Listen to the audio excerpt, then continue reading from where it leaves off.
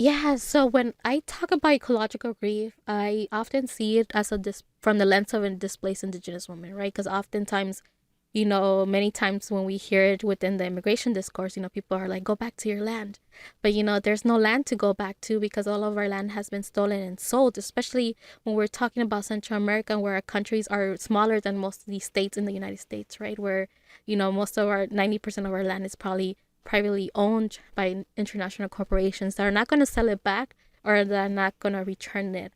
And I think that, that ecological grief comes from the longing to be within your ancestral lands, to be able to walk where your ancestors walked, right? And I think that, it's the ecological grief that we experience not being able to be there because, even if we go back, there's a lot of our people being displaced.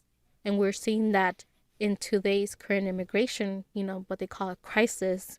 And ecological grief is also tying back that relationship that we have with animals and plants, where when we lose them due to climate change impacts, we're also mourning their loss, right? Because we're mourning a spirit that has been lost, a life that has been lost, that wasn't necessarily, used to nourish us, right? Because that climate change impacts are destroying many of our plants and animals because of the impacts they're having on them.